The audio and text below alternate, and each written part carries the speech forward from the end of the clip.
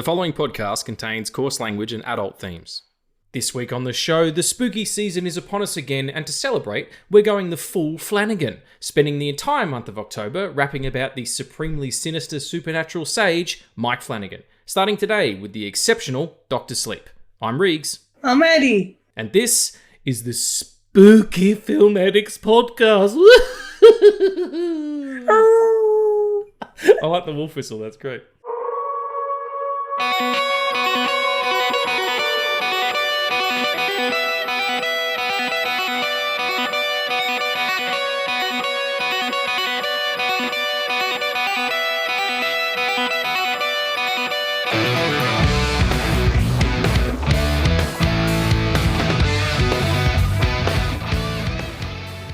Hey folks, and welcome back to the Film Addicts podcast. I'm here with my main man, Addy. What's up, bruv? It's ghostly time. It's the spooky season. There's all sorts of demons and jinn and nymphs flying around. You seen any? Not yet, but I look forward to it. My kind of people. None of those. There's no ghosts and all that business in your campaigns. Oh, there are. It's very gothic in a way. But is there Frankensteins and fucking werewolves and women who have crab for the bottom half of them and stuff? Yes. I haven't seen that movie, Attack of the Crab Women. That's exciting. That's exciting. I haven't seen any ghosts either, but I'm going to tell you they're around. There's some very haunted places near where I live because it's an old-timey town. But how are you, sir? What's been going on? I'm doing okay. Yeah? Just a lot of things going on. We kind of finished the campaign that we talked about last episode. Yeah? Wasn't as good as I thought, but it's a test. Why wasn't it as good as you thought? Time scheduling and all that. It's hard enough doing a fucking podcast with two people, let alone a goddamn campaign with a bunch of warlocks and stuff. Dude, I'm down to do D&D with anyone. I just want to do it. That sounds real slutty. Fuck it. Well, no, I'm down to do D&D with anybody. Hey, it's Disney Plus. I haven't been around in ages. I've been busy making fucking shit heap TV shows. Apparently, I didn't watch Secret Wars, so I'll go back to Regan. I didn't watch Secret Wars, so I don't know. What if it was shit on it? Well, it was. It was a fucking shit heap. Addy told me. Secret Wars. Secret Wars? That's not what it's called, is it? Secret Invasion. Secret Invasion. Whatever. It's big fucking same shit. Anyway. How are you? How are you doing? Oh man, I'm a flurry of emotion. I'm a McDonald's flurry of emotion. I'm ice cream with Oreo bits in it. No, it's been a really big week for work and stuff, and I'm exhausted, but I'm very excited to be talking Dr. Sleep, and you wouldn't believe it. Next week, the Astor, my church, my place of peace, my spiritual home, is doing a double because they do, October, obviously they do a bunch of spooky movies like doing, Friday the 13th, they're doing on Friday the 13th, they're doing a John Carpenter retrospective, like over the course of 12 hours, where you go and watch all of his movies and shit. Not all of them, but a good chunk of them. And they're doing a Screamathon and all these wonderful things they're doing. They're doing a Q&A with the director and a screening of Foe, which is really cool. But one of the things they're doing with Paul Mescal, one of the things they're doing next week is a double bill of The Shining, the OG, and Dr. Sleep, the director's cut that I spent months and months looking for on DVD in Australia. And I found it and I got it and we're all good. I've watched it now, but if I had waited a week, it wouldn't have mattered. But anyway, wouldn't have known any better for this show. Paul Mescal, by the way. Yes. I sent Addy. I don't know if everybody out there who knows who Paul Mescal is, but he's Dick Grayson, and I deny any others. I've always been on saying he's a great actor. He'd be really good in the role. He would never do it because he probably wouldn't be interested in that. But I think that he could get around the mental part of it, and he's got kind of some cheekiness to him in places and whatever. And I'm like, and he could get into shape. Yes, he fucking can get into shape. I saw the trailer for Carmen, a film that he was in, and holy monkey tits. He has got some abba-dabbies. He's got abs where there aren't abs. There's not abs there. It's prosthetic, it must be. But yeah, anyway, it was. I sent Addy a little clip of it. I'm like, yeah, this is Dick Grayson, 100%. let's not have him as Dick Grayson when he's like working with Batman. Have him as Dick Grayson when he's Nightwing. That's where he fits perfectly. Yeah, of course. Yeah, you don't start him as Robin. He's like 35 years old. He's not. Bloody odd. Don't break my heart that much. He's not 35, please. Is he not? He looks. I thought he was a bit older than what I suspected. I'm pretty sure he's not 35. If he is, I'm fucked. No, it's all right. It's all sorts. Takes all sorts. And also, this isn't the Paul Mescal podcast. It's the Film Addicts podcast, so we should probably get into the film addict part of it. And one of the things that we like to do is talk about what have we been watching. Do you want to talk about what we've been watching? Let's do it. Wonderful. What are we watching?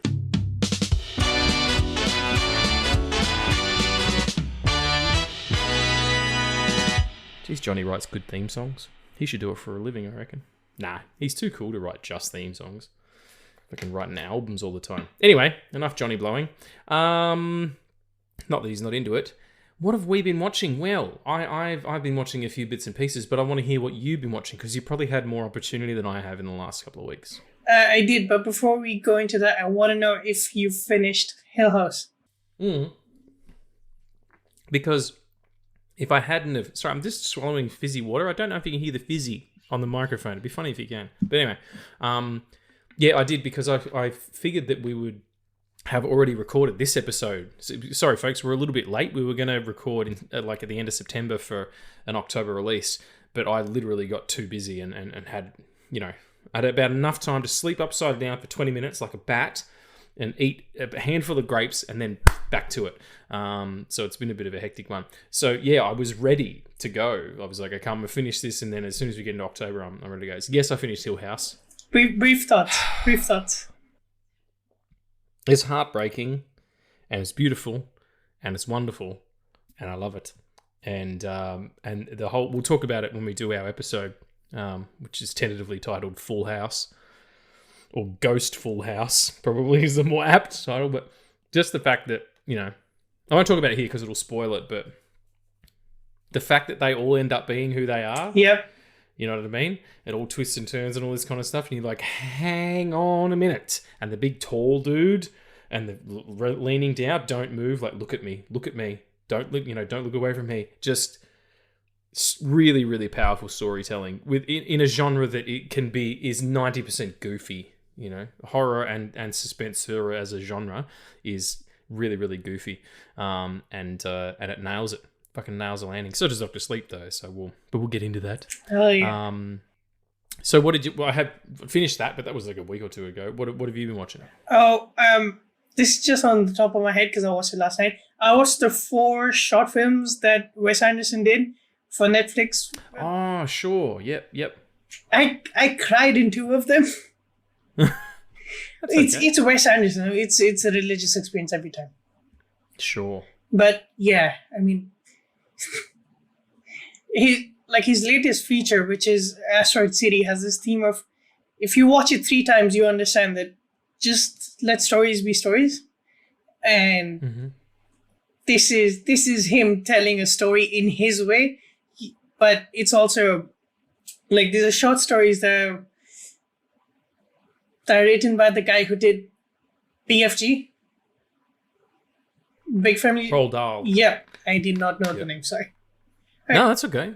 But yeah, those 4 shorts are amazing, and it's Wes Anderson pulling from everything he knows, and he has Benedict Cumberbatch in 2 of those, and he nails it in both of them. Is he the same character? No, different characters. Yeah, that's cool. I rewatched Inside Out and cried like a baby again. That's an emotional picture. It is. It's the second most emotional Pixar picture after fucking Up. I have to see that. I watched it once and I was like, this is too much damage for me. I can't do it again. It takes a lot, man. Like when just the opening, and then he spends his entire life lamenting that he never gave his wife the life that she deserved, and then at the end of that book, I think about it, I get teared up. The relationship is like you only see it in its entirety after the fact, like you never seem to have enough time, and then you end up like wasting the time you do have. So beautiful. I'm not crying, by the way. I've actually got something in my eye. That's right. This is a podcast where feelings are normal. The house with the balloons. That was me exaggerating a cry sesh. Yeah. So, what prompted the watch of Inside Out? Is it you just were in the mood to be fucking completely emotionally destroyed, or what happened? Kind of. That's one of my comfort movies where I'm like, if I'm feeling too much or not feeling anything, I just watch it. I went to the theater 3 times in the past 2 weeks. Nice. What'd you see? I watched The Nun 2, which was amazing. It's called The Nun. It has some religious like aspects, but it's not like fully pushed. Although the scares and the story is well more like fleshed out in this one, where like even the scares are like very thoughtful. It doesn't feel from like one scare you go to the other one. It has that points, sure, but it's very well made. That's what I'm trying to say. Yeah, right on. I like it how you're telling me that the movie called The Nun is a little bit religious. I said that. I said no shit. I said that to Leanne too, and she was like, "No shit, it is." It would be like Krispy Kreme producing a donut and someone producing a movie, and someone saying that movie's a little bit donut. I have donuts on the brain. I dropped a big box of donuts off to my friends at Canon today because they've been helping me out with some technical issues, like a whole bunch. There was only 2 of them there. It's normally like a decent sized group, like 5 or 6 people, something like that, or whatever's whoever in the repair shop and helping me out doing the thing and whatever. Yeah, there's normally a few more people. It was just 2 dudes. I'm like, all right, here's 9 fucking donuts. Enjoy high cholesterol and hypoglycemia, guys. Cheers. Yeah, so I just had donuts on the brain. Did you like The Nun? It's doing really well. Like, it's in the US box office, it's been in the top 5 since it opened, whenever it was. It was like, a month ago or something. And it's just breaking records every turn. Yeah, I really did like it. It's one of the better like Conjuring universe films. It's part of that, is it? Yeah, because okay. Because The Nun like first appears in the second Conjuring film, and then from that they had a spin-off with The Nun first one, and then was that spin-off like a prequel? Yeah, so that's in like Romania. Why didn't they call it Nun Begins? That's funny to me. That sounds funny to me. Nun Begins. The Dark Nun. The Dark Nun Rises.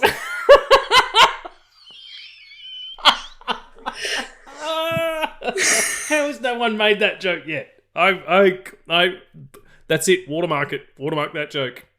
People steal my jokes. I'm telling you that much.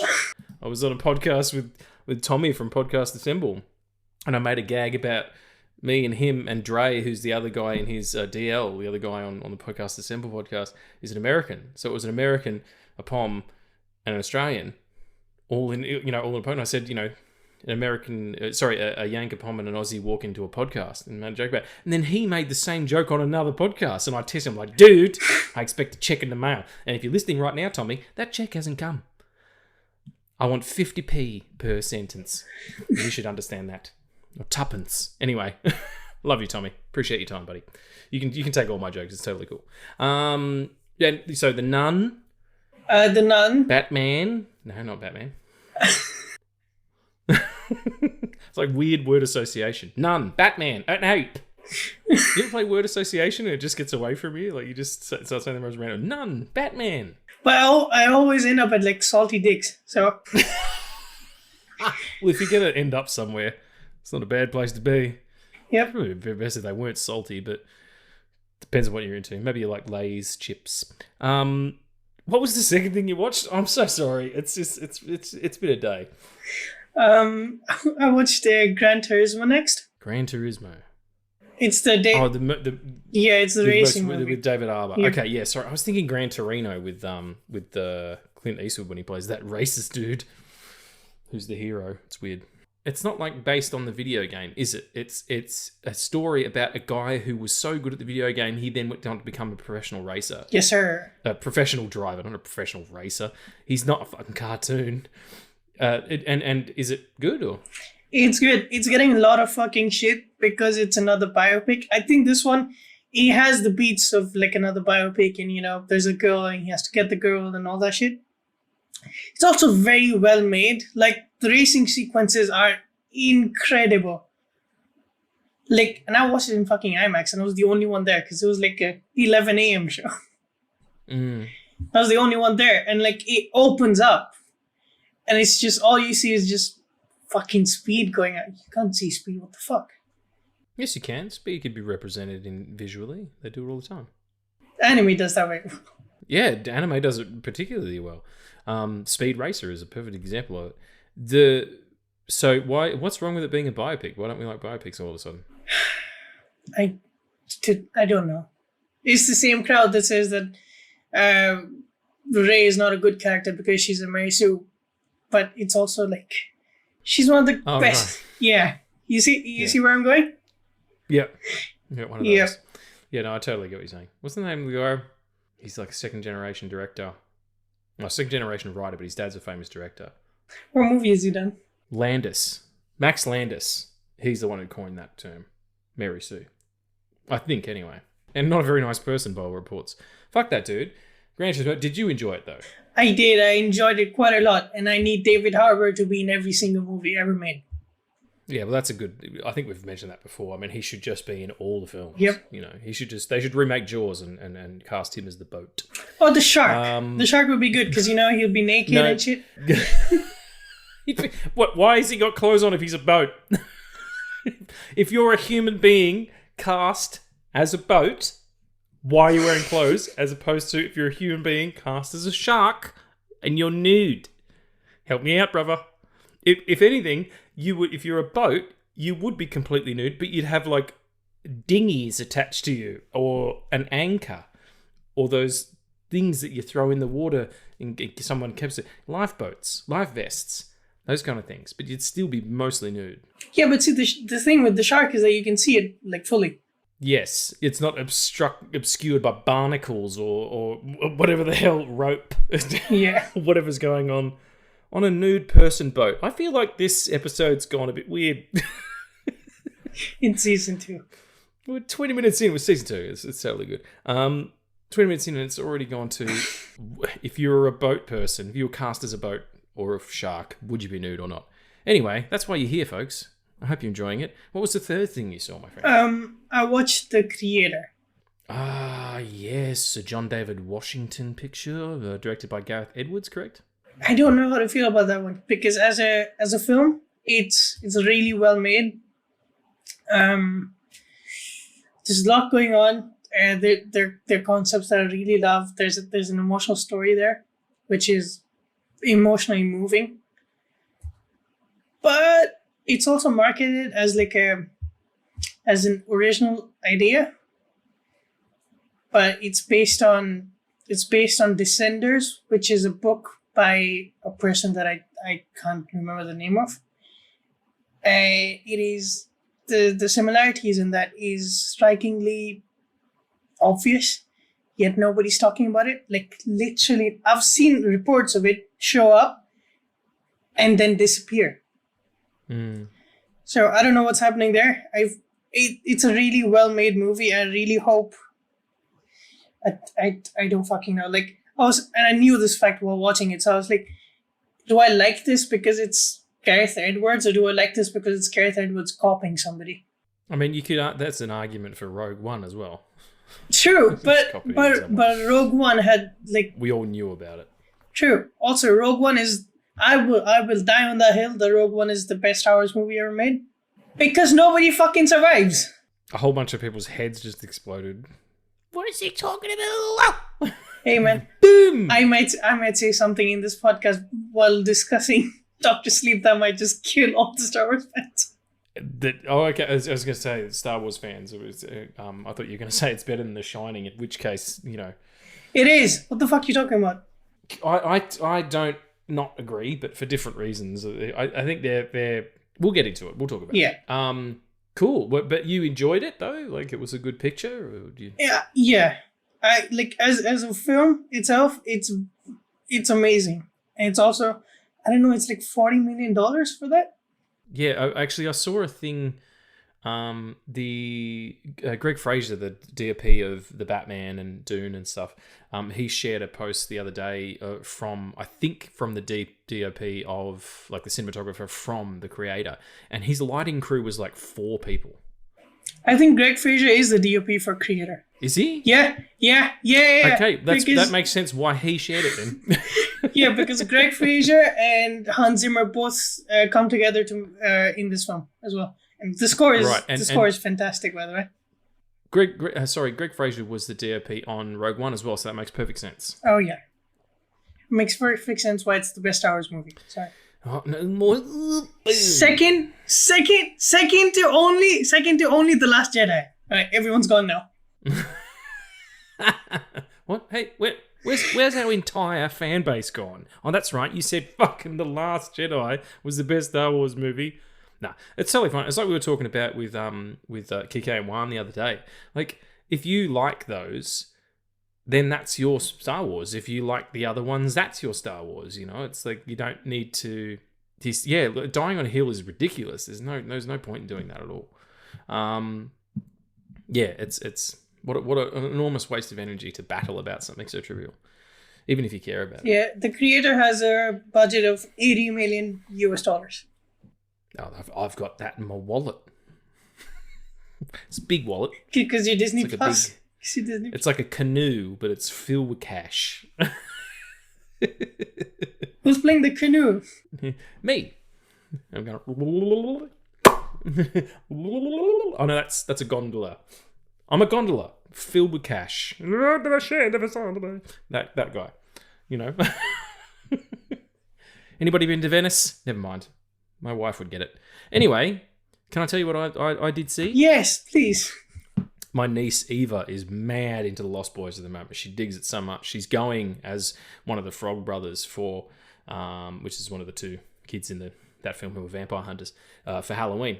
And I got it on the 4K because it's got all this behind the scenes stuff, so that she could watch it. But my fiance Emily hadn't seen it. So she's like, fucking what's that? Keith Sutherland is young. Keith Sutherland. I fucking love Keith Sutherland, she says. She even likes his music. And so yeah, we watched it, and fuck, it's so good, man. Like, it's an anti like vampire movie in a way, because it's more about the time period than it is about vampires. Like, it's 80s as fuck. You know, there's a musical performance by a greased up, bare-chested dude playing the saxophone shouting, "I still believe." All the vampire effects are really great. Joel Schumacher's a hell of a director. Like, he was really, you know, a great storyteller visually. You know, the Coreys are great. It was a really fun rewatch, and I'd been meaning to go back to it for a long time, and then getting the 4K was like, yeah, and the remaster was stunning. Like, really, sometimes they just kind of punt them out, like, yeah, idiots will buy this UHD, who cares? And then sometimes they really take a lot of care to remaster them. So yeah, I really dug that, and Emily did too, mostly because of Kiefer Sutherland's mullet. So that's what we were watching, everyone.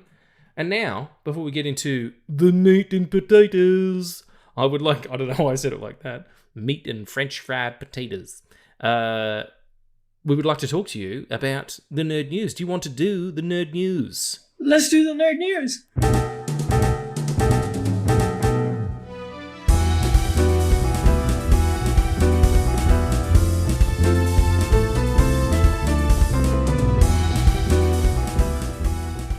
So, fucking hell. My mouth can't keep up with my brain sometimes, and I just make noises. Anyway, here we go. This one's for you, Addy. The X-Men MCU reboot has officially begun search for its writers.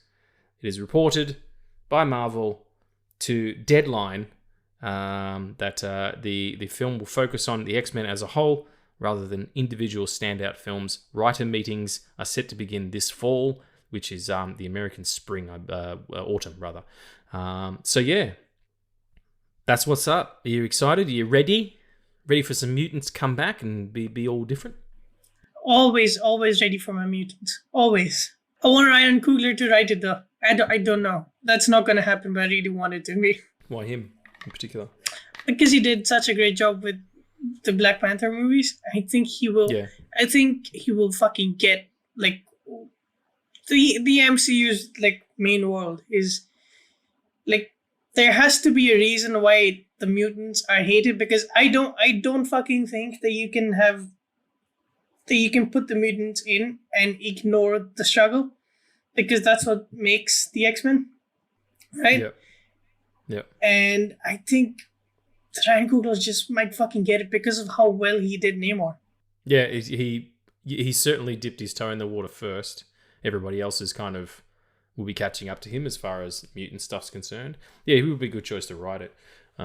We should theologize not theologize. We should theorize, pontificate, but theorize. Thank you, not theologize. That's like a religious thing. We should theorize who would direct it. Someone who's good with ensembles. But anyway, we'll do that another time. Ryan Johnson. I'm excited. Oh, okay. Well, yeah, there you go. That would be totally fine. He'd be awesome, actually. He'd be really good. Christopher Nolan. Do you know who he is? Oh, yeah. Yeah? You're familiar? He made a couple of little films, little short pictures.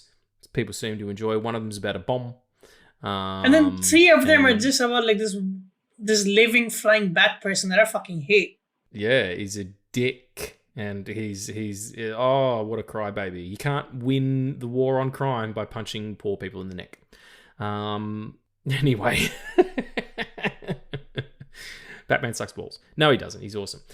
Christopher Nolan is rumoured to be in talks to direct the next James Bond picture. Now, this is unbelievable horseshit. There's no fucking way after Oppenheimer he does that. But I like the idea of it. I think that it's very cool. So, here's my take on this, right? Because like in some cases it's reported that it's a contract of like 6 films. I think if he does come on with the next Bond, right? He might make the first one and then take the producer's chair for like the next whatever. I think that's the way to go if he does want to get involved in that. Yeah. But I think if you fuck up like the whole like the M, the Q and Moneypenny that were established in like in the canon that is now, right, with Daniel Craig's Bond, I think you keep those characters and those actors and have a new Bond. Like a different representation of Bond, not just a different actor playing them, you mean? Yep. Preferably not a white male.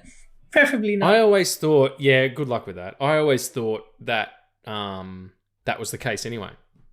I thought it was a roving title. Like I didn't realize that when I wasn't into them, when I was younger, and I'd only seen, GoldenEye, because that was the big one that came out when I was a teenager. I thought that was what it was. I thought the 007 designation was handed down to the next person, and James Bond was an alias, yeah, and it was just going to be different dudes all the time, suspiciously all white men dudes, yeah. But that's that's what's up. Although they do start that off with like the 007 being the title and not like being like in No Time to Die. You start off with there's a new 007 who's a female. Yeah, it's I can't remember the name of the actress. She's the one who plays Maria Hill. Yeah. Maria Hill. Maria Hill. No. Monica Rambeau. Monica Rambeau. Yeah. Fuck. Yeah, getting all mixed up there, mate. That's all right. A lot of Marvel shit going on. You can't get it straight. She was really good in The Woman King. Anyway, time will tell on that. It looks like they want to do a reboot where Nolan's talked about wanting to, redo some of the other books and stuff like that. I just feel like it's an interesting, like he's almost perfect for it. Even in a way that, Sam Mendes wasn't as a prestige director. Like Nolan's got the chops. I mean, Tenet was kind of a Bond picture. It just had fucking time travel and shit in it. But it had the flair and the flavor of it.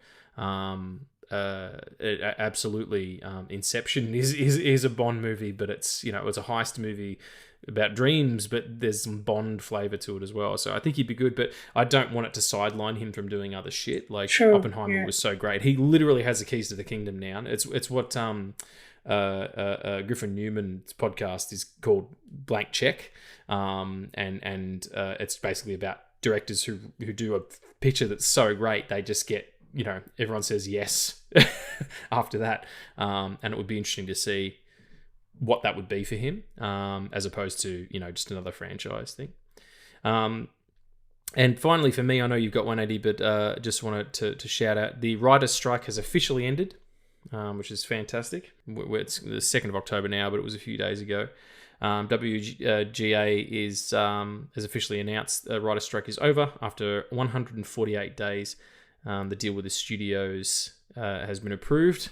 Just briefly, there's protection against AI being used on source material, and it's studios are required to disclose whether or not they are giving writers AI generated material before the writing process. So if I'm assuming if there's a there's a draft already done, or if it's just some storyboards, or if it's a outline or a treatment. Not to be told that there's going to address the issue with streaming residuals. There's negotiations going on for that.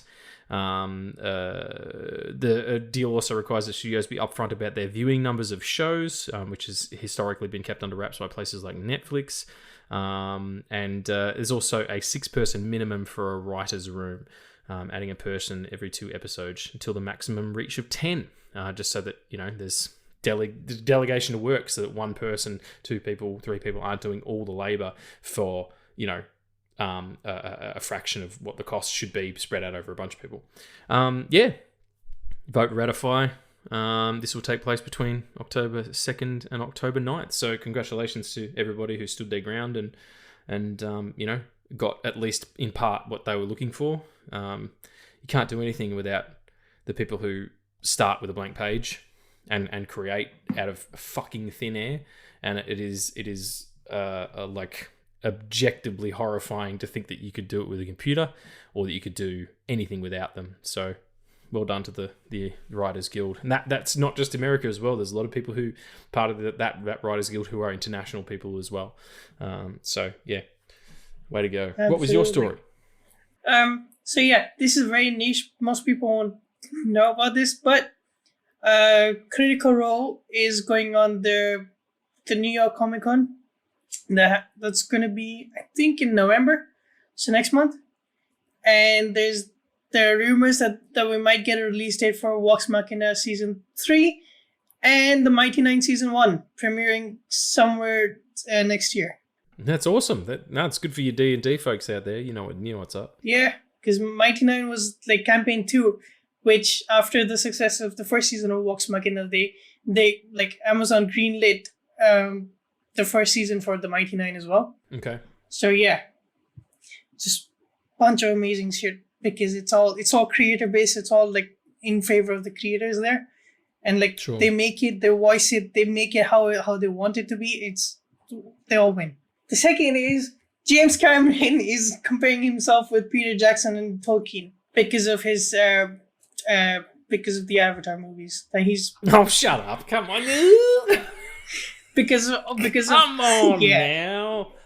on now, mate. Like, I understand comparing yourself to Peter Jackson, not because of Lord of the Rings, but just because you're both directors, very successful directors who work in genre. Like, you're not that successful because of Avatar. You're successful because you did The Terminator and Aliens and True Lies and then Avatar. Like, Terminator 2, like, you're not, it's not, that's not all of it, mate. You've done 2. Like, fucking relax. Give me 6 more and then we'll see where we're at. Comparing yourself to Tolkien's pretty ridiculous too. Like, yeah, there's also like a way. It's an ever-growing faction of people who mistake Tolkien's like writing as like in reference to the Bible because he was just Catholic. Like, that's their argument, that because he was Catholic, everything that he's done is like something or like a commentary on religion. Yeah, well, we were talking about that and how it's like, if you see that in, like, if you're looking for that, you're going to find it there, There's allegory everywhere. Like if that's the case, then there's an awful lot of like allegorical material in that for mindfulness and spirituality that extend beyond organized religion too. Look at the elves, for crying out loud. They're all half meditating most of the time. True. But also, if that's the only thing you talk about out of those movies, you've missed the point. Yeah, there's a lot more going on than just that. Forces of good and evil. It's also like, I'm sorry, as far as I understand, I don't think that there's a version of Catholicism or Christianity that talks about reincarnation, is there? I don't know. That's more, would be more like Hinduism or Buddhism or something like that, like it's the idea of Gandalf the Grey passing on and him coming back as Gandalf the White, and he's like, that's what they called me. Like, he's got a vague memory, like he's lived thousands of years in between these 2 points before he came back, and like that's, I don't know. Yeah. Anyway, you can correct me in the comments if I sound stupid. That's the comparison to the second coming of Christ for some reason. Yep. Well, Christ, he came big. That's it. We did it. Came big the first time. We did it. We're finished. That is the end of the show forever. Good night. We do Jesus orgasm joke. You really test your audience. Oh my goodness. I don't know if I'll keep that in. We'll see how I feel during Fuck, no, it's in my head. And I was just... Oh no. Boom. That was the big bang. Yeah. Anyway... Good on you, James. Whatever you reckon, mate. Just as long as you keep making movies and having a good time, treat yourself. We're going to move on to out he is. Literally, I can only see top of his head. There he is. He said that was the Big Bang. Yeah, it was the Big Bang. It was just our Lord and Savior copping a beat. What the fuck? Oh, dear. You got to knock out that easy one before you create the universe, all right? That's all I'm saying. It's just as plausible an idea as any other I've ever heard. Geez, we're getting into race and religion this episode. We're really, really pushing the back. It's supposed to be about Dr. Sleep, for crying out loud. Oh, my goodness. Okay, so we're talking about Dr. Sleep from 2019. My experience with this was thus. I had fucking no interest in seeing this. Not even a little bit. I like The Shining. I like it quite a bit. Kubrick's a master. Jack Nicholson's great in that. Like, it's a good book too, by all reports. I haven't read it myself, but, I haven't met anyone who's read it who didn't like it. But I thought it just didn't interest me. I'm like, why are they doing that? And I tried to read it as well. And I was like, this is not for me. I don't know who any of these people are. I don't know what's going on. So I kind of gave up on it.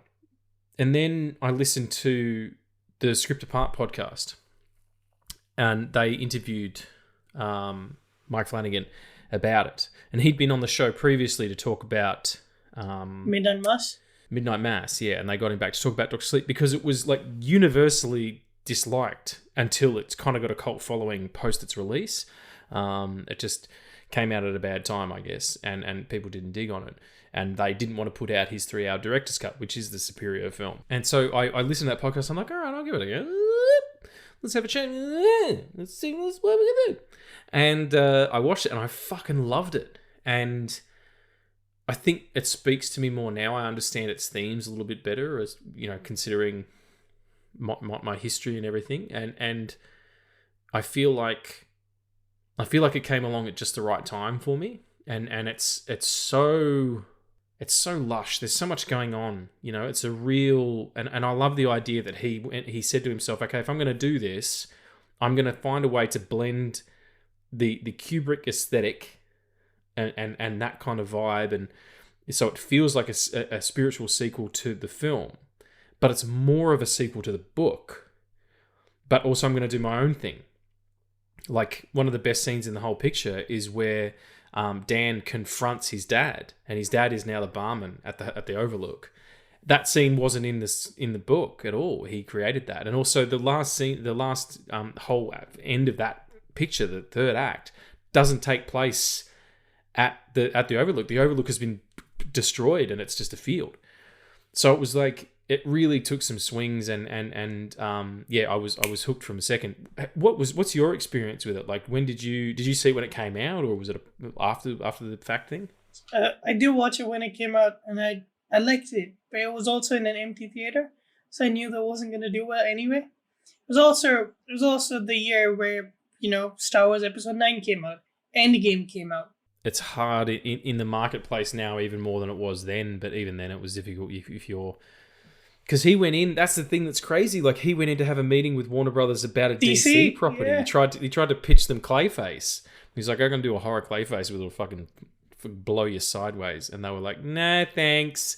And he said, I'm working. The producer was like, I'm working on Dr. Sleep, and he's like, I've got a pitch for that. And he'd read the Akiva Goldsmith script and thought it's the wrong angle. And then he went to work on it, and he sat there and had the film on loop and had the book out, and you know what I mean? It was like, he did the work. That's what I really appreciate about him, you know? I've said it before. Mike Flanagan's my favorite, like, genre director. Like, he does horror in a way that doesn't feel like horror. Like, you could argue that this is more of a psychological thriller than anything. It's not horror. 100%. No, there is more horror elements to The Shining, and The Shining doesn't have any child murder in it at all. Yeah.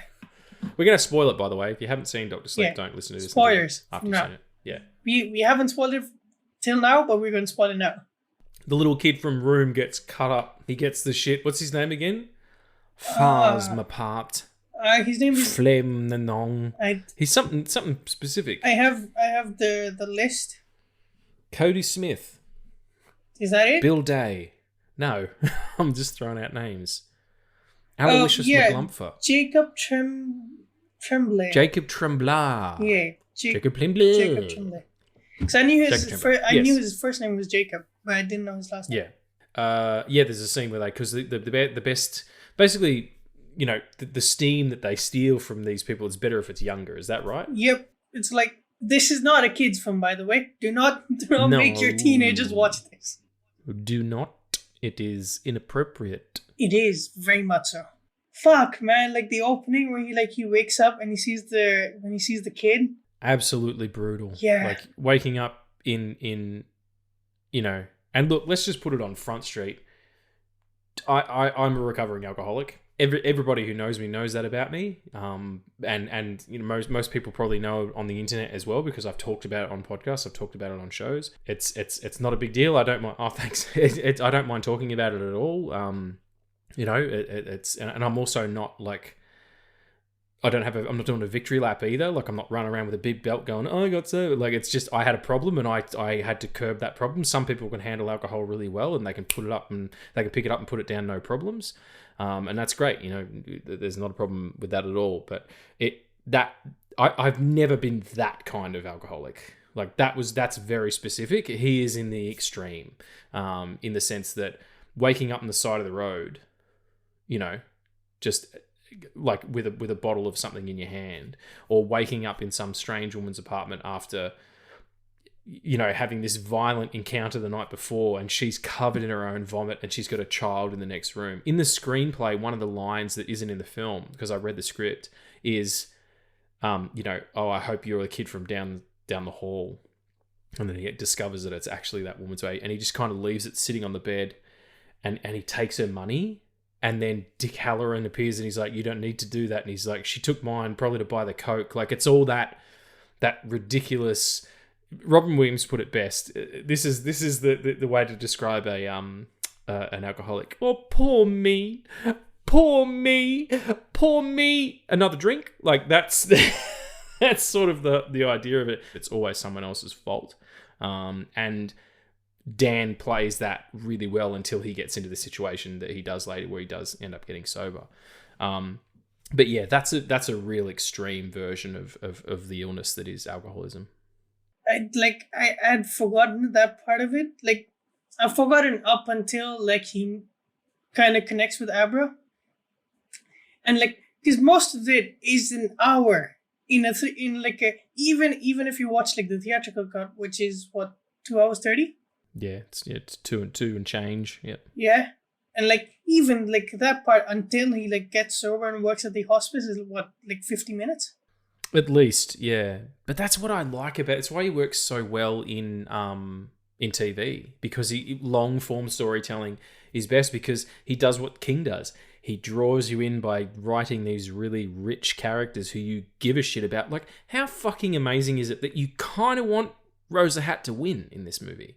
It is. It's also insane that, like, Dan, our protagonist, and Rose the Hat, our antagonist, don't meet until 30 minutes, like, until the film has, like, 30 minutes to go for. But and then you've got Abra as well, who's like, she's also kind of the scene where she's in the car and Dan takes over her body, and that wonderful actress just shifts tone completely. Yeah, so impressive. But as far as the character's concerned, like, she has a lot more time with Rose.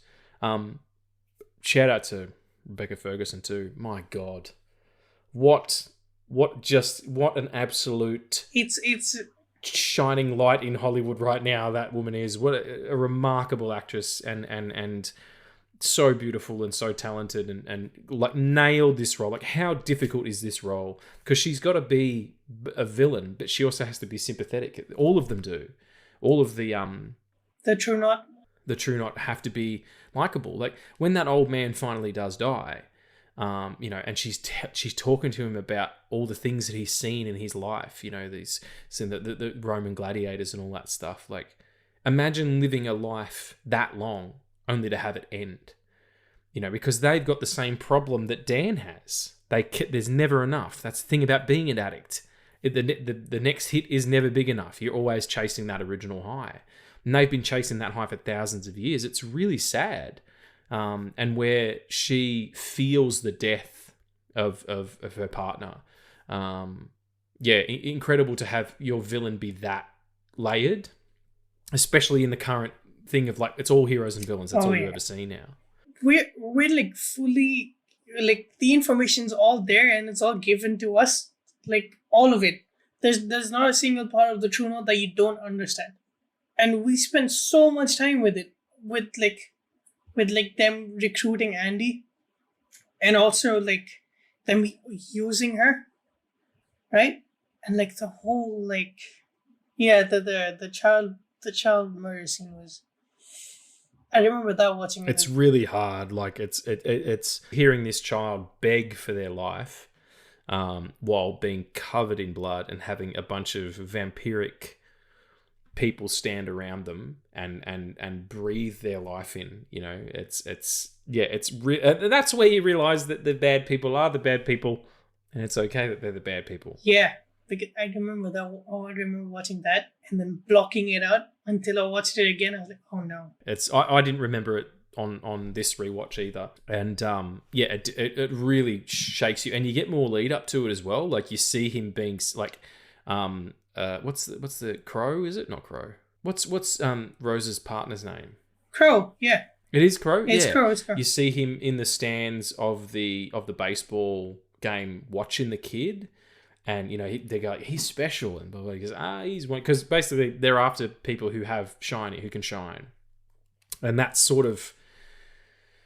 This is rock bottom, and anybody out there who's ever gotten over, like, had an addiction and managed to get out of it, normally the thing that gets you is you hit rock bottom and you're like, I need to fucking sort myself out because this isn't a way to live. And that is that moment where Dan wakes up and he is in that room with that woman, and he remembers the night that he's had, and he later goes on to say, when he is taken to AA by the person he meets in that small town, he says, my dad was an alcoholic, and the only way he hurt me one time, which is actually, you don't see this happen in The Shining, but it's a conversation they're having in the car on the drive to the Overlook. Yeah, it's referenced that he broke his arm. And he said the only way I could feel close to him was to be violent and to be drunk, because he wasn't like that when he wasn't, like, drunk. I don't relate to that very much. I was never a violent drunk at all. All of that stuff turned inward. Judgment, like self-judgment and guilt and all that shit.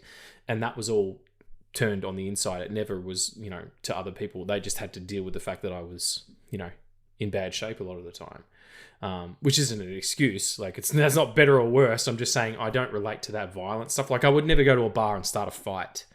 It wasn't that type of thing. But to relate to him, he had to be that, because it was the only way that he could deal with it, especially after the passing of his mum.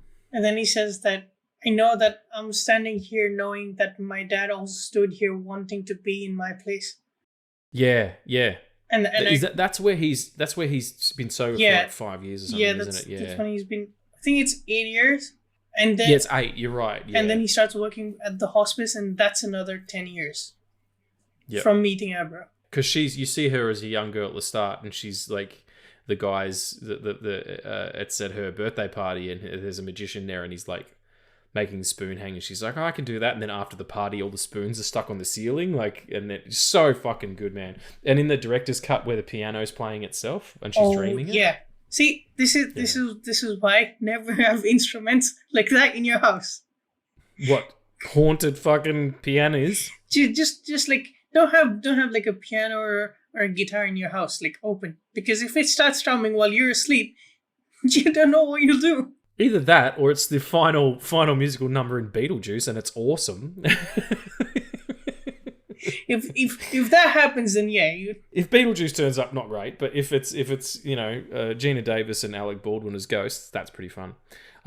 Speaking of ghosts, there's a really cool the scene that Dick has with young Dan.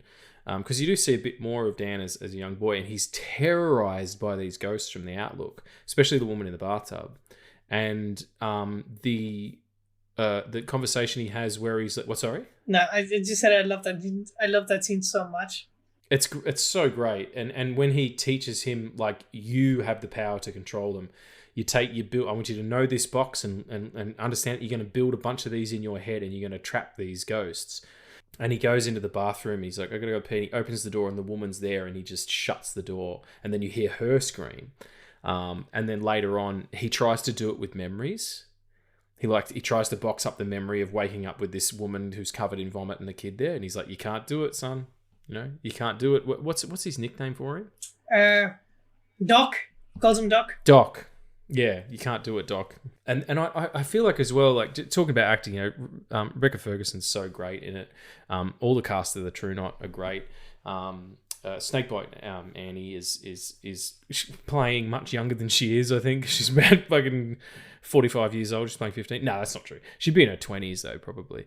But her story is really interesting. Like she starts using her powers to kind of hard candy people, to like catfish people, which is great. Like you totally understand the motivation, the thought behind it. Yeah, the motivations are really clear. It's like, I have these abilities. Clearly, something's happened to me in the past.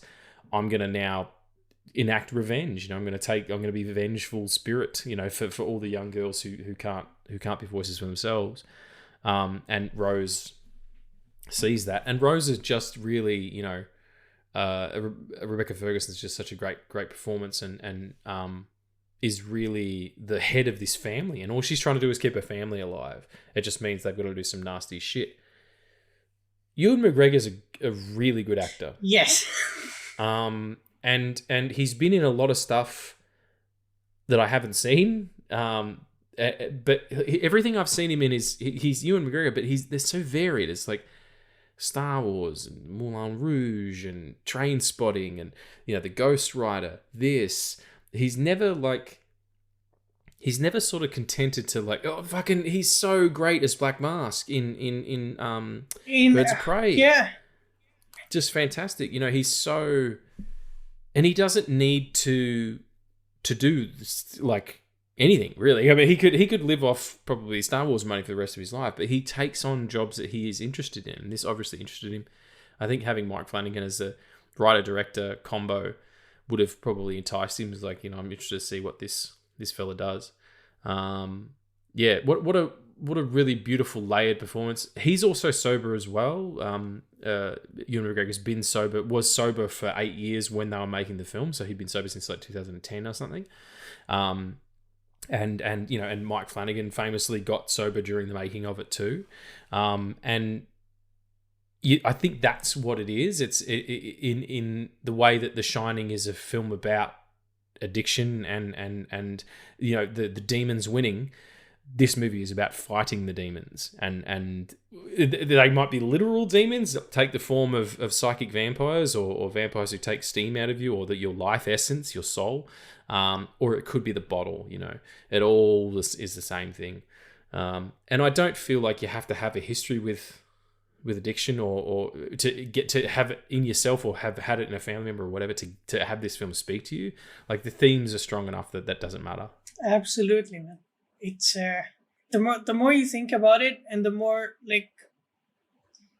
it just speaks to you. Like, it's not just about, like, it's also about, like, anyone who suffers from anything can relate to fighting demons, either in your head or like actual demons. In whatever form, right? And it's I don't know how like something this good can also like not be talked about so much. Yeah, it got gobbled up in the sudden shift that was happening in media, where it went, you know, really quickly. It was like Martin Scorsese said that these movies are roller coasters, and then everything went on its head. You know, Yep.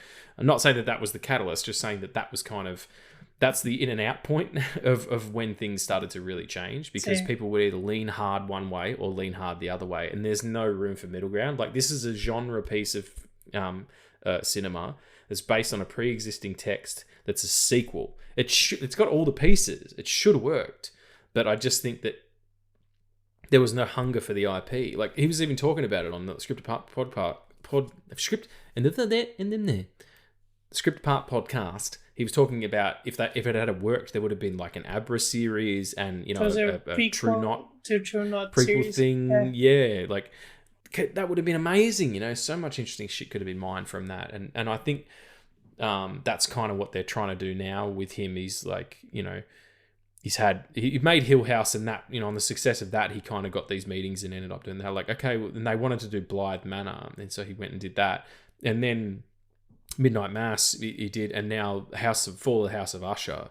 Like, he does have, the same way we were talking about Nolan before, he does kind of have a blank check at the moment. I think on the strength of this movie, like the quality of it, not necessarily the box office of it, but the quality of it is what got him all this other stuff. Yeah, and now he's on to Amazon Prime and working on the Dark Tower series. Yeah, and that movie was a misstep, I'm told. Like, I don't understand that. I know that they're all kind of, it's kind of the center point, the chrysalis of all of Stephen King's stuff is kind of like, that's the where it all kind of intersects. Yeah, like, you know, the Avengers thing. Yeah, sort of like that, but with fucking ghosts and goblins and stuff. Like kids from the 8 and like Abra coming in and all that. I'm just speculating. Exactly. I haven't read it, so I don't know. Neither have I. Yeah, and I know the movie was people didn't think it was a very good representation of that, and he's got a good take on it. So, you know, I'll watch anything he does. But I think this one in particular, it just, there's so much care. Like, a lot of stuff is really slapdash these days, because movies get, you know, Ryan Reynolds said it famously about Green Lantern. You've got a poster and a release date before you got a script. You know, this is something he dedicated his time to. It changed him as a human being during the making of it. Like, if you can't feel this stuff, then it's probably not for you. Like, if you watch this and you don't feel any of this, if you don't feel the, you know, the hands behind it and the care, like, all the shots are so well composed. The scene where it's Abra kind of draws Rose into her mind and traps her. Oh yeah. And is so well realized. It's not cartoonish at all. You know, it plays with the kind of modern way that we can do things and view things. You know, with the special effects and everything. But the scene where she's just flying and then her body kind of slowly floats down to the right angle, and then boom, she lands on an actual street in an actual town. Like, it's not a set. It is a set, but it's an actual location, and the blending of that stuff. Like, if you don't care about that whole shot is CG, and so's the street. Yeah. It's, I also love, like, in the director's cut they have chapters. Like, there's parlor tricks, which is I think is the last one. Yeah, that's right. Yeah, it's chapters the way that there's chapter headings in the book. Yeah. Yeah, Yep. and I I love that because most of the time they actually mention what chapter. Like there's going to be a scene where the scene references what chapter it's from. Yeah. Yeah. And yeah, it's just fun detail. But also, I think I love this. I watched The Shining because of like the whole hype around it. I think Kubrick's actual true masterpiece is 2001. It will always be that because that film works on a very fundamental way. Where if you make a film and if it doesn't work without sound, then there's probably something gone wrong with it. And that you can watch 2001 without sound and it all makes sense because I've done it. I reckon he's. This might be some people out there whose heads explode as well. My favourite of his films, I'm not saying it's his best film, but my favourite is Eyes Wide Shut. I don't disagree with that. It is a beautifully made film. So interesting. I read the book last year. There's a book called Eyes Wide Open. And I can't remember the writer, but it's basically his diary of writing the script with Spielberg, with Kubrick. And it's really fascinating like how they put it together, and it was kind of like a remake of this other film, but they did a lot of different shit with it and made it modern and stuff. That is hands down the best Kidman performance you're ever going to see. It's hands down the best Tom Cruise performance you're ever going to see. I dig that film a lot. Has more in common with The Shining than it does anything else he's done. Yeah. Plus, also, I don't think Tom Cruise will ever, at least in the age that we are in now, I don't think Tom Cruise will ever get offered a role like that. No, he's action man forever now. It's sort of too late. I think Eyes Wide Shut would have been a little bit after at least the first Mission Impossible. Or alternatively, he's going to age another 10 years and be in his 60s or whatever, and someone's going to give him something huge and he's going to win an Academy Award. Yeah. And at some point, if he doesn't, they're going to give him one of those honorary ones where it's like lifetime achievement kind of situation because he's the only real movie star we have left. Yeah, he's going to be like our generation's like Clint Eastwood. Probably, yeah, and probably a little, shorter. And Clint Eastwood's a tall dude. He is. Anyway, Dr. talking Sleep. about the Dr. Sleeps. Yeah, it's practical nature. It's blending of the different ways that you can tell a story really seamlessly. And it also, the other thing that I like about it in the same way that The Shining is, it's patient. It's not like, and we aren't.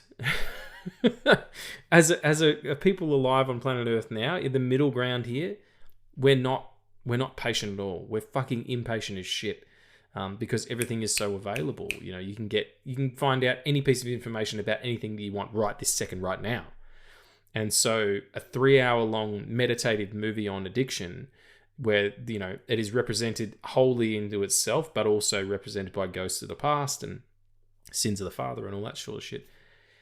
People don't have the patience for something like that, and you're missing out because it's meditative. It seeps in. Like whenever I watch this movie, I can't do anything else. Like it is absolutely absorbing. The same way as when you watch The Shining. Try being on your phone while watching The Shining. It's impossible. These fucking two girls pop up, and you shit a solid gold brick. Actually, like some sort of weird Easter bunny. I actually know those kinds of people that will just put on films and be on their fucking Instagram for 4 hours and say, "What's the best movie ever made?" Yeah, I mean, there's no judgment. There's a lot of second screeners out there, and I'm guilty of it too. Especially when you run your own business, there's no off hours. Like you got to be on the ball and all that stuff. But sometimes I am just going through and having a look at what all my pals are doing. But more to the point, there's some things that just grab your attention. Like I would never do that doing Jaws. Yeah. There's just things that require, like for me personally, I'm not saying that this you have to be this way. If you want to scroll on your phone until the cows come home, it's totally fine. There's an ad here at the moment in Australia. I don't know if you have it where you are, where it's a thumb. It's for a mobile phone company, and it's a thumb crawling up Mount Everest, right? and it's like a human thumb crawling up the snow and stuff. It's fucking bloody odd and weird. It freaks me out every time. But apparently, I'm not sure if I'm getting the data right, but either way, it's fucked up.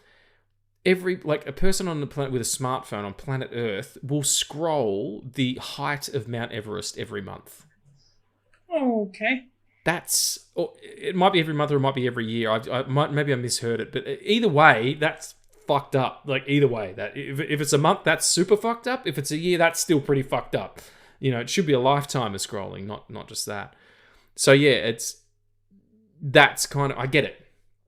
We don't live in a time where people will sit down and watch the sequel to The Shining and understand that it's a sequel to not only the film but also the book. Like it's a big ask, I think, of people. Yeah, I think why I love this like a lot, especially now, is it's this. I'm gonna say it's the same reason why I love The Last Jedi. It's because you love women and other aliens. Yes, I do. You racist, and you like spaceships and pew pew and scrolls. You love a fucking scroll, you wanker. Like. Like a coffee scroll. Both Dan and Luke go on this. It's a weird parallel. I know, I'll stop after this. But no, that's fine. Go on this one film arc that changes them forever. And it's like, you start off the film and, Dan has shut off his shine. He's like, even when like, what's the cook's name? I forgot. Dick Halloran. Yeah, that's right. Yeah, So what about Dick? Sorry. Yeah. Oh fuck. Hang on. So Dick Halloran. Yep. I'm sorry. Dick Halloran can't be it. That sounds like someone going, Dick. I'm Dick. I'm hollering Dick. Yeah, and like when he shut off the shine, he still appears, but it's like all blurred out. Like when he first appears in like that woman's apartment, it's all blurred out to adult Dan. Like he goes through the cycle and like through this journey of like recovery, and that like the whole segment of him working at the hospice and going to the patients where the cat sits, it hit me very hard. And yeah, it's sorry, go ahead. Nah, you go ahead. The hospice stuff is amazing because it's all of a sudden it becomes a superhero. Like that's a superpower to be able to ease someone into the afterlife, like where he's, saying, can you taste the pie? And he's like, yeah, I can. And I can hear Frank on your old radio and they sing Come Fly With Me together. Like, what a beautiful thing. I mean, death it's the ultimate unknown, isn't it? There's no way of knowing. Even if you are the most religious person on earth and you think you have the answer for it, or if you're not religious, if you just think you have the answer for it, or if you don't care, if you just think we go nowhere, nothingness is terrifying. The lack of consciousness, you have no frame of reference for that at all. So of course it would be terrifying. And it's also that it's Alan Watts, the philosopher, says it about, well, he's not a philosopher, but he's a guy who used to do lectures on Taoism and mindfulness and all that stuff in the 1960s and 1970s. He's long passed away now, but his son runs a podcast called Being in the Way, I think it is. And it's just recordings of his old sessions. And one of them that he was talking about is when you die, it's not a big deal. It's like you're dead. That's it. Good night. It's not a big deal. What's the big deal about it is that you're dragging a past with you. So you've got all these experiences, all these memories, all these relationships, all this stuff, that defines you as you. That's all got to go, and it's terrifying. And that's what it is. It's not like we're not going to know any better on the other side. But to be able to ease somebody into that idea of the other place, if there is one, or if there isn't, what an amazing, like if I could have a superpower, it might be that, It's what a beautiful thing and a beautiful way for him to use his ability, and a pussycat as well, which is great. Yeah, I love that cat. I knew you would. Oh mate, I love putty tats. They're the best. Yeah. That cat reminded me of Snowball from the Stuart Little films. Oh my god, that's a reference. Yeah, man, deep cut. Stuart Little. My god, that's some. That was written by M. Night Shyamalan. And then, like at the end of that arc, he has like Dick Harlan comes to him in his dream and he says, This is my last dream," and he tells him to help Abra. Fuck, we haven't even talked about how amazing Abra's character is, because fuck. Yeah, she's right. We'll get into her. But yeah, Dan's amazing. His whole arc, especially at the end, where I started crying when I realized when he gave the speech of like him and his father, and then I cried the second time when he was doing all the hospice stuff, and then I cried at the end when he says "shine on," because it's him like dreaming for Abra, and it's just like Abra gave him a purpose, but she all like it was him trying to do all the best that he couldn't do before, right? He was trying to be the best version of himself, shaped by Dick, and now helping this young girl shine. And he tells her not to shine when she first meets him. Yeah. And then he's like, just hide it away. Yeah. You don't want these people after you, kind of thing. Yeah. He's saying what he wanted to hear on both ends of the spectrum. He's talking to himself in a lot of ways. And it's testament to the endurance, the emotional endurance of the character, that after, getting like the traversing the landscape that can be sobriety after, a long time under the thumb of whatever it is. To do that, and then also take up the charge of shepherding a young person into like steering them away from where you ended up, and to have meaning and to give her purpose, because she's, the thing about her is she's probably the most powerful person to ever shine. Yeah. She has power that the True Knot can't even understand, and that's why they want her. They think they could feed off her for years and years. And that's another thing too, like the fear of death in an immortal is interesting. It's almost a bigger fear, because you've had so much. You could never, like, the more of something that you get, the more of it you want, as like I was saying before. But if you lived 1,000 years, why the fuck would you want to not live another 1,000? Why would you be like, no, I'm good? Like, everybody talks about that, like, oh, you'd have to watch all your friends dying, you'd have to, your family, and you'd see the world change and blah, blah, blah, blah. I think after a while it'd probably get addictive. Like the guy in Sandman, how he's like, I fucking love it, I fucking love being immortal. Like, I think that would be the way people would go more than anything. But that's also like a very optimistic way to look at it, right? Like he's not a bad, like, that person is not a bad person, right? When he gets the gift of immortality, he loves it because he can see all these things change, right? And he can reflect on his life of where he began and where he is now. The True Knot is not like that. They don't want to rule everything, but they're also like feeding on like kids, man. They just want to get, that's the thing. That's what makes them villainous. Like if it was just whatever, like you'd probably forgive it, but because it's specifically children, like they're child murderers, that's King for you, man. Like he knows how to twist it. And I think with Abra, the most tragic thing about her is that she tastes a little bit of what Dan has to deal with. Like her father gets murdered, and unceremoniously, off screen, no less. Oh no, maybe you see it in. No, you don't. No, see you don't see it. Cut. Yeah, Crow just turns up and you see the body. Yeah, and to have parents who don't understand it, don't understand you and what you're dealing with, and yet support you.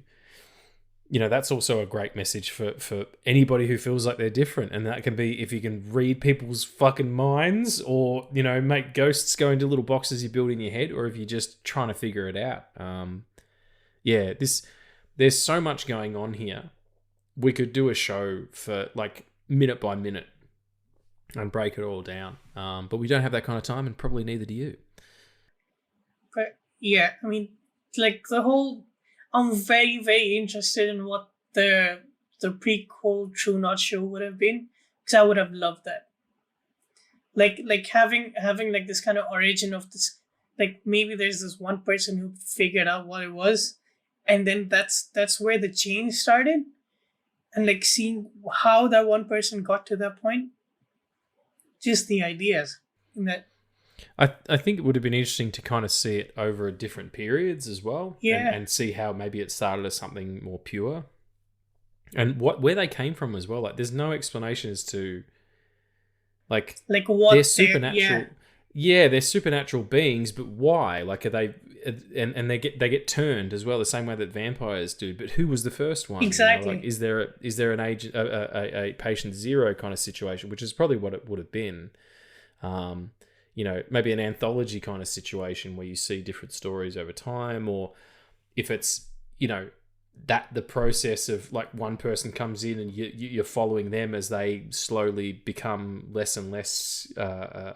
Like, there was a TV show that came out years ago. I suppose it's kind of like Interview with a Vampire, where like Louis becomes a vampire unwittingly and hates it at first, and then just kind of deals with it after a while. He's like, yeah, you gotta eat people. That's what's up. Like, he's like, no, I'm going to eat rats all the time. Tom Cruise is like, oh, you're a fucking shit eat. Come on, let's go and be gay together.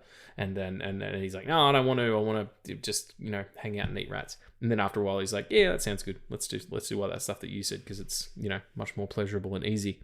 But yeah, there was a TV show called Kindred years and years ago. It was, in the 90s or something. And it was basically that. It was like, a palace intrigue and vampire politics, so maybe it'd be sort of like that, but they're all they're like hippies as well. Like, I like the idea that she's kind of got Rose the Hat's kind of got stuff from all different time periods all over her. Like, she dresses like a hippie, total babe, but like the and that's not, I'm not objectifying her.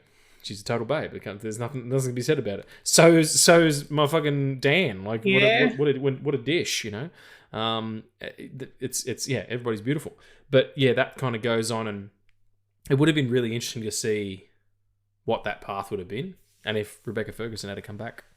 Abra series would be good if she was now older. Oh yeah, like recast as an adult, and have her be using her powers for good. Yeah, or like not recast it, have it the same actor, just like make it like 5 years more after this. Yeah, they could do it now. Yeah, just call it Shine. Yeah, and she's out there, It's like this X-Men kind of thing where she like reaches out to everyone. That's all I'm saying. It would be pretty dope. Come on, Mike Flanagan, give us a call. Let's just talk about Mike for a sec before we kind of start wrapping up. Yeah, like I said before, a really he's not going to take something on if he can't find the hook, if he can't find something he cares about. Like, it would have been really easy for him to say yes to anything else. As opposed to what would be a really, really difficult... Like, not only that, but rewriting Akiva Goldsmith as well. Like, Akiva Goldsmith hasn't... All of his movies aren't great or anything, but he's an amazing writer. There's no doubt about it, To do that, to take this on, and then to also be doing it in tandem with Hill House and then Blythe Manor as well. He clearly lives in this genre. He finds stuff inside of it the same way that Stephen King does, that is like invariably human, no matter how inhuman or supernatural or whatever it gets. The core of it is emotion, and they're human emotions, because that's what we understand. As far as like genre kind of people, I mean, there are people who believe that everything he does is, he's just like, Mike Flanagan, everything he does is great. And there's some people who think that it's just whatever. But if you're a fan, you're kind of a diehard fan. There's not a lot of middle ground. And I'm not all the way there yet, because I've only really seen this and Hill House, but that's a damn good start. And I'm really excited for Fall of the House of Usher. He uses all the same cast as well. Yeah. Like, a lot of the time, the guy who plays what would have been the Jack Nicholson role in this is the dad from Hill House, who's also the little boy from E.T. Yeah, he's also he's also in Bly Manor, and he's also in Midnight Mass. I think you might like from our conversation, I think you'd like Midnight Mass more, because there's a theme of what happens when you die. Well, that's the thing, isn't it? Like, it's Midnight Mass is very quick ground. because it starts off and like there's shit happening immediately. But I think you like it because of like all the themes. So I can't wait to get to it. Yeah, well, that'll be a couple of weeks' time, because next week we'll do Hill House, and come back for that, everyone. But yeah, final thoughts on Doctor Sleep. really recommend it. If you can get a hold of the fucking director's cut, do it, because it's not more of a sit. Like, you don't feel more of the time. It's just there's more stuff going on. You understand more. The threads kind of connect even better. The theatrical cut's fine, but yeah, I'm a kind of a completist. So I dig that. Or go to the Astor on, I think it's next Thursday, so October whenever the fuck it is. I don't know. If you're in Melbourne and you know what the Astor is, have a look. It's 2023. You'll figure it out in October. And check it out with The Shining. Or hell, if you really want to watch the director's cut and you don't have a way to watch it, get in touch with me and I'll send it to you. There you go. That's a big ask. Just one copy he's got, so best dressed. Like first in, best dressed. So whoever gets that'd be a little giveaway prize on the podcast there. But then again, you're probably sharing a file, aren't you? You cheeky R. Hey, I be Addy. I've got all sorts of movies for you. Is the pirate returning? I've got aye. No, he's a different one. This is you as a pirate. Hello, I be Addy. I like the pirate movies. I get them off Pirate Bay, which is where I park me boat. You don't see park when it's a boat. You see dock. Where do I make berth? I make berth in a place where I also pirate DVDs. You wouldn't steal a car. Sorry. Okay.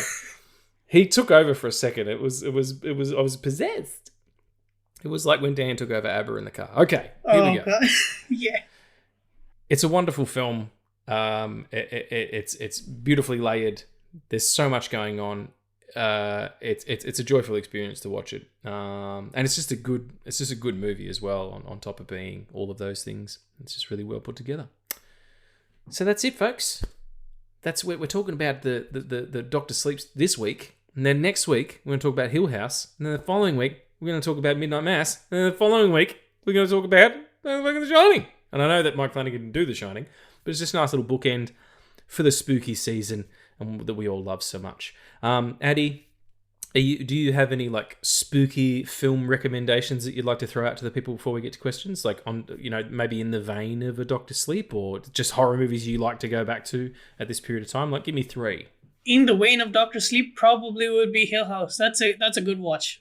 Like, give it. Yeah, gotta watch Hill House. Give it a month, let it soak in, and then it'll make you cry. Yeah. It's very emotional, very powerful, but also scary as shit. Like, yeah. Like, I had some lights on when I was watching that, and I'm a fully grown man. Anything else? Like, any other movies? What was the one that you saw recently? You said you really did. Talk to Me. Talk to Me. Yes. Which I believe is now on digital as well. I'm not sure, but yeah, if you get a chance to watch it, that's good. Like, if you just want, like, because we live in a world where people like to watch horror movies just for the scares. Nothing against that. The Conjuring movies are all fun. Watch them. Yeah, I think I still want to recommend Skinamarink, but I know people will not watch it because it's not for people. That's not for people. Okay, it's for orcs and fishmen, is it? Is that what goes on?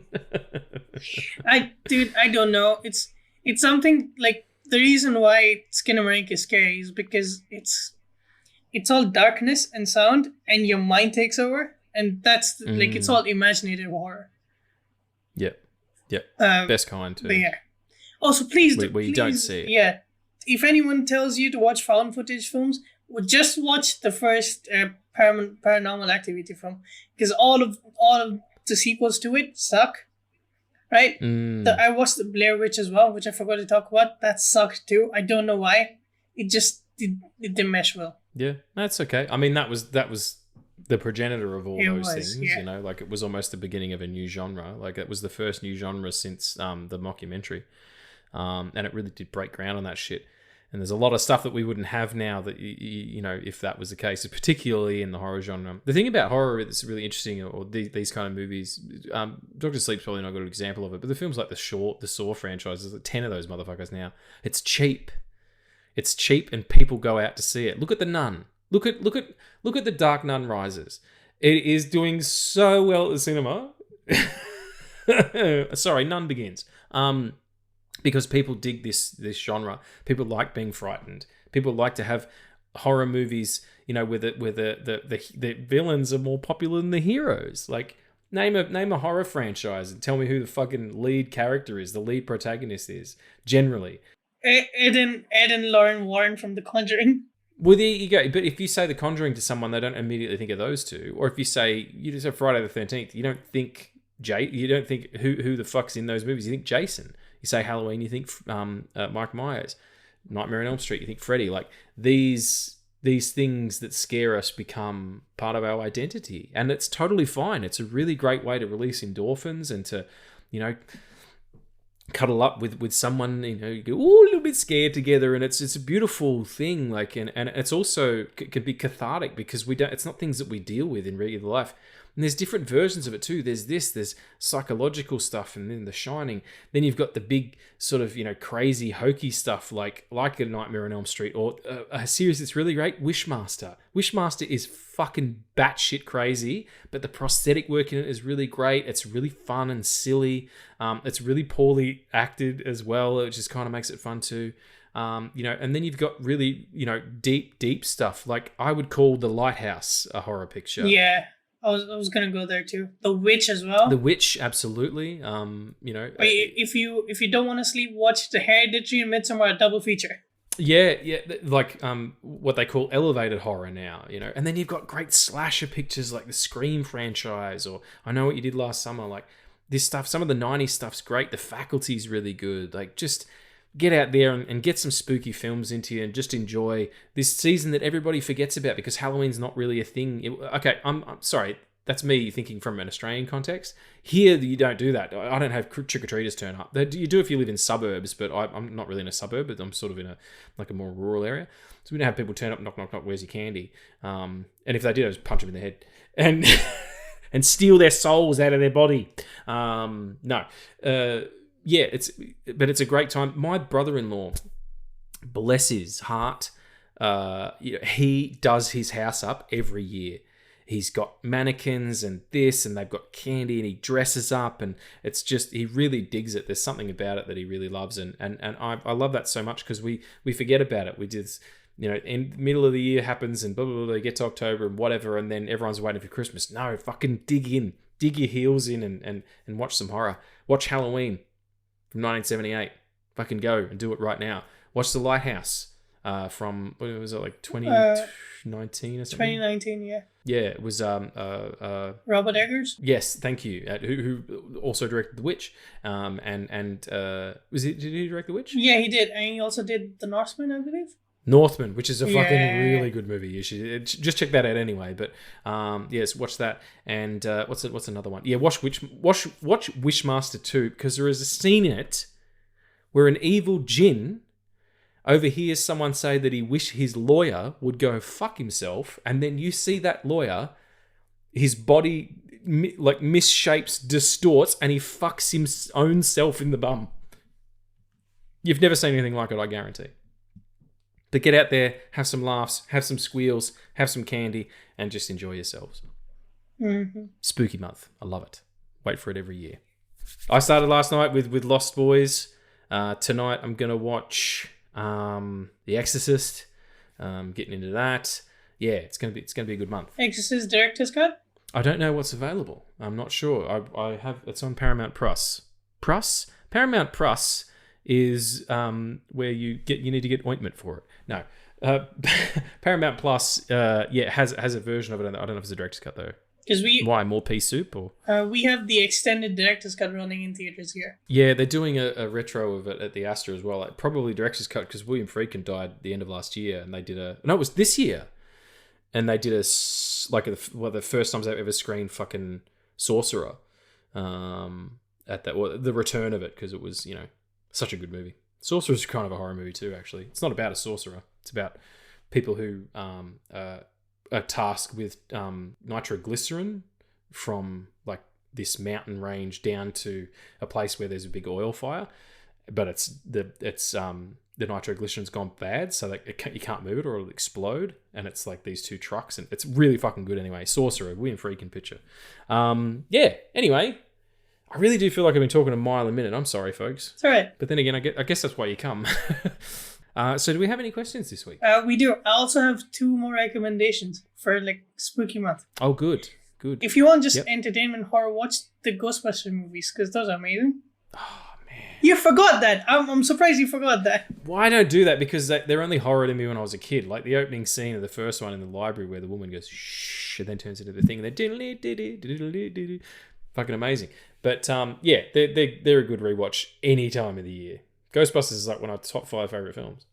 And the next one is if you want experimental fantasy horror, watch The Green Knight, which is amazing.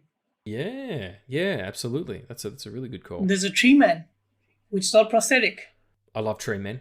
I love tree men and fish men and all sorts of stuff. Oh, and also go back to the old stuff as well, like the Hammer horror shit, like Dracula 38 or the original Frankenstein. Or my favorite is The Creature from the Black Lagoon. So fucking good. I think I said lagoon wrong then, but that's okay.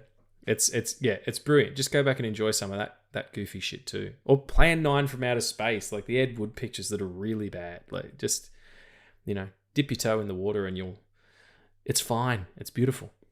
So no more recommendations? No, that's it? Yeah, that's all. Right on. Let's get to some questions.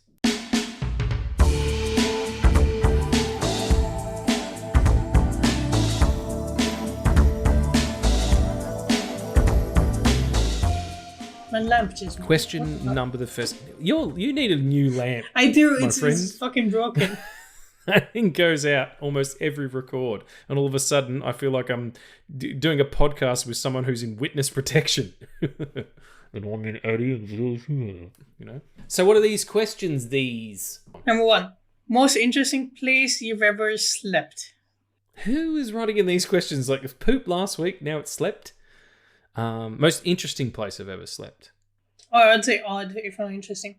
Most odd place I've ever slept. Okay. Yeah, sometimes you forget you're on the pot and you just sleep. And then in your dream, you're going through the day. And then something happens that wakes you up and, oh, fuck, I haven't shat yet. I haven't sharted. My God, this podcast is going down a very strange path. And I don't mean this episode, I mean the entire series. I'm trying to think, funnily enough, of like my drinking days. I mean, people's like just places I didn't know who owned the house and stuff. You sort of go looking for a party sometimes, and you just find one, and you get well into the duty free, and that's the night. And then all of a sudden you wake up on a couch surrounded by a bunch of people you don't know. There's like not anything specific. There's probably outdoors or something, but not like it would have been intentional. I didn't like wake up and be like, boo, what happened? I must tell you, my friend once woke up with a shirt on that wasn't his, and and he'd gotten out drinking, and he ran home because he was being chased by a car full of dudes who wanted to fuck him up or whatever. I don't know, steal his lunch money or whatever it was. And he ran through a bunch of fences, like over the backyards of people's houses, whatever. And I was like, well, he's clearly run through someone's clothesline. Yeah. But the shirt was buttoned up. So he's like, oh, it's mine now. There is the rule, if you borrow an article of clothing off someone who looks better on you, you get to keep it. So it's kind of, that's the common law for you and yours. Thanks to Kevin Pollock. And the other one was a friend of mine woke up with like 2 hot dogs stuck to his back in the bun. Oh, and that's horrible. That he doesn't remember buying. That was pretty fun. But yeah, nothing specific. Just like waking up in places where I didn't know how I'd got there. Like that party. Like when did we arrive here? Kind of thing. Yeah. I'll tell you about it. I'll tell you about a sleeping situation that sucks balls, mate. Last night, I was so cold in bed. Every time I woke up, I had what can only be described as a napkin worth of doona on my poor little shoulders.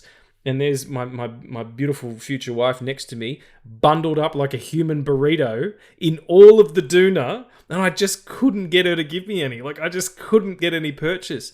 This morning I woke up. I got up before her, made coffee, and came back down to sit in the bed. And I went over to her side of the bed. And on her side of the bed, half of the doona was hanging off the bed, and I tapped her on the shoulder and woke her up and shook it in her face and was like, what are you doing? I've got fucking penicicles over here, and you're fucking, wrapped up like some sort of delicious dessert. like a roll up. But it was, and she was like, I'm sorry, I knew too. I kept trying to give it to you. I'm like, well, you fucking failed, all right? I didn't get any. Oh, I love you, Emily. Anyway, what's the second question? I forgot we were doing questions. Me too. What's the weirdest dream you've ever had? Oh, that's huge. That's huge. There's so many. My subconscious is really hyperactive. I could tell. I had a crazy one last night. I had there's a band that we produce at the studio that I run, or that I own rather. Dan runs it, but it's part of our company, and we produce a band there. A bunch of young guys. The band's called Icky Sitch. They're actually really good. Like I really like their music. If you get a chance to listen to them, Australian band from the Peninsula, and just a bunch of young guys, and they're all really lovely. One of them, Finn, the lead singer, is a real dude, and we had some good chats. And for some reason, I had a dream that he turned up to my house with a bunch of guys wanting to kick my ass for some reason. But also all the trees in the front yard were falling down at the same time while we were trying to have this fight. It was like a fucking Street Fighter level or whatever. And that was it. If you're listening, Finn, I've no hard feelings, mate. I know you didn't dream want to beat me up. I can't top that. Okay, what's the last question then? What film from a different era would be interesting to see in a continuation in the world someday? Oh, okay. So how Doctor Sleep is a sequel to The Shining, sort of, and it's quite a long period of time between the two. I have one, but I don't want to say. Why? Because I'll say it, but I'm also working on it. It's not fair. Oh, okay. Well, you didn't have to say that part about it. Shit. I would say John Carter. Okay. As in a series. So the first season is pre the things that happen in John Carter. The movie, you mean? And then the movie.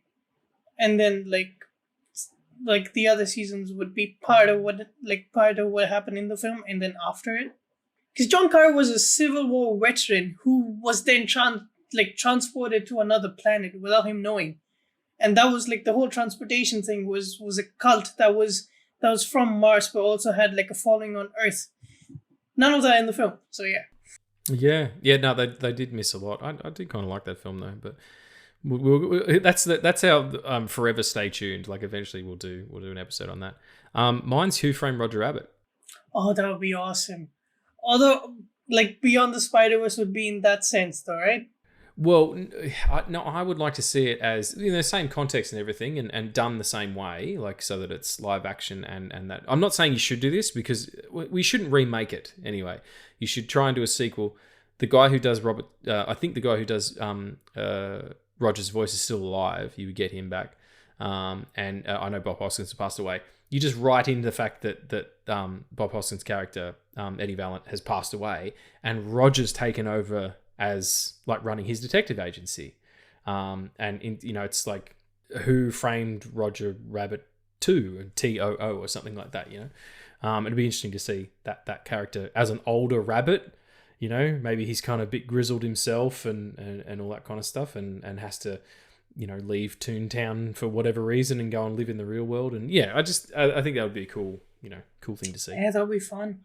It'd be basically like Black Sad, which is a bunch of graphic novels, which is sort of like a detective story, but it's all the characters are animals. Like Black Sad is a cat, he's trench coat and stands upright and has hands like a human, all that stuff, but he's got a little cat head. And there's all these jazz musicians who are all elephants, and it's really cool. If you see Black Sad, it's well worth your time. That's it, folks. That's the episode called Flanagan's Fright Fest Part 1 Sleep Study. We hope you enjoyed it. And I do like the funny thing. I'm talking about him a lot because I've been talking to him a lot. Tommy from the podcast, Simple Podcast, was he loves how our episode titles are puns usually or jokes. Yeah. That was really good. So I'm going to continue to do it. As I said, Sleep Study. Hope you enjoyed it. Do go out and see the film if you get a chance to. Watch the director's cut and just watch some horror movies. Treat yourself this spooky season. And we'll see you next time. We're going to be talking about Hill House, some more Flanagan's Fright Fest Part 2. But until then, Addie, I cherish you. Love you. I love you, buddy. You're beautiful. You're wonderful.